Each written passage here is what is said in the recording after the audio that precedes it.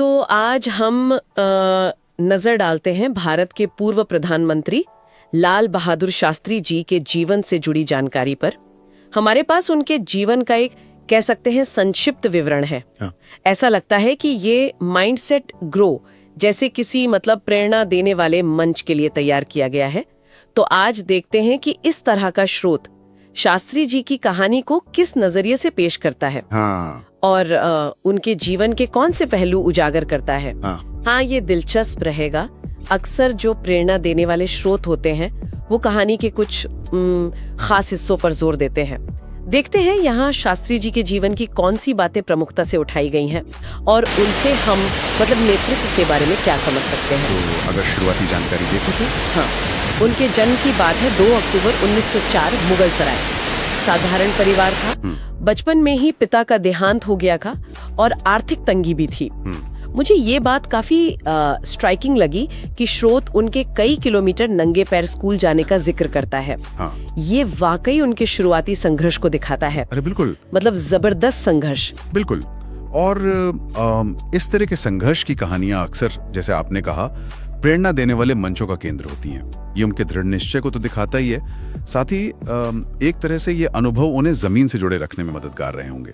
गरीबी के बावजूद शिक्षा के लिए ऐसी लगन, ये उनके चरित्र की मजबूत नींव दर्शाती है।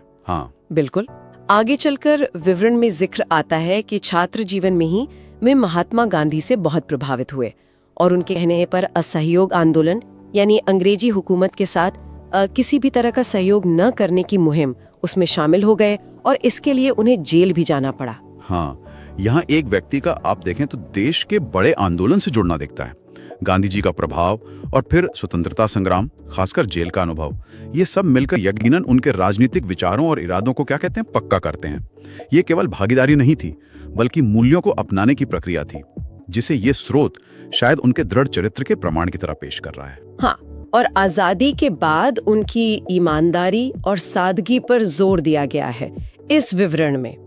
और वो रेल मंत्री के तौर पर एक दुर्घटना की नैतिक जिम्मेदारी लेते हुए इस्तीफा देने वाला किस्सा, उसको ये स्रोत प्रमुखता से बताता है। जी हाँ, और ये घटना वाकई भारतीय राजनीति में नैतिक जवाबदेही का एक बहुत बड़ा उदाहरण मानी जाती है। ये दिलचस्प है कि प्रेरणा पर केंद्रित ये स्रोत शास्त्री जी के इस्तीफे को नैतिक जिम्मेदारी के शिखर के तौर पर दिखाता है, जो शायद आज के माहौल में एक दुर्लभ आदर्श लगता है। स्रोत इसे उनके चरित्र का केंद्रीय स्तंभ मानता है, ऐसा लगता है। लेकिन क्या आपको लगता है कि स्रोत इस बात पर पर्याप्त जोर देता है कि उस समय ऐसा करना कितना असाधारण था, उस कॉन्टेक्स्ट को? अच्छा सवाल है। देखिए, स्रोत इसे एक प्रेरक घटना की तरह दिखाता है, जो सही भी है।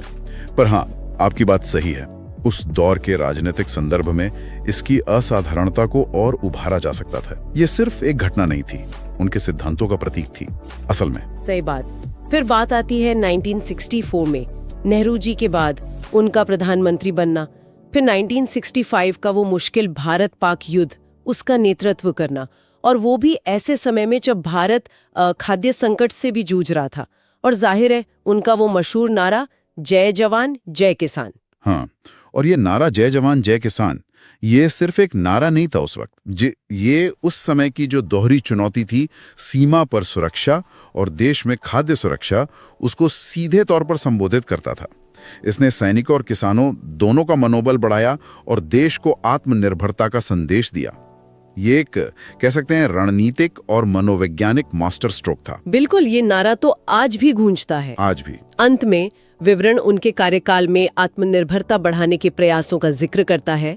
और फिर 11 जनवरी 1966 को ताशकंद समझौते, जो भारत पाक युद्ध के बाद शांति स्थापित करने के लिए हुआ था, उसके ठीक बाद उनकी रहस्यमयी मृत्यु का उल्लेख है।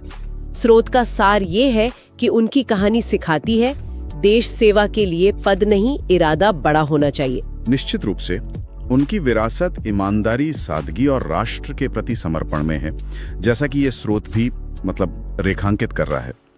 उनका जीवन दिखाता है कि नेतृत्व का मतलब सिर्फ सत्ता नहीं, बल्कि जिम्मेदारी और सेवा भाव है। उनका निधन भले ही सवालों से घिरा हो, पर उनका जीवन एक स्पष्ट संदेश देता है। और जिसे माइंडसेट ग्रो जैसा मंच शायद बड़ा इरादा रखने की प्रेरणा के रूप में देखता है। हाँ, तो कुल मिलाकर इस संक्षिप्त प्रेरणा केंद्रित विवरण से लाल बहादुर शास्त्री जी की जो तस्वीर उभरती है वो है जबरदस्त इच्छा शक्ति की, सादगी की और देश के लिए गहरे समर्पण की। जय जवान जय किसान जैसे नारे और नैतिक जिम्मेदारी के उनके उदाहरण आज भी याद किए जाते हैं। बिल्कुल, और ये हमें सोचने पर विवश करता है।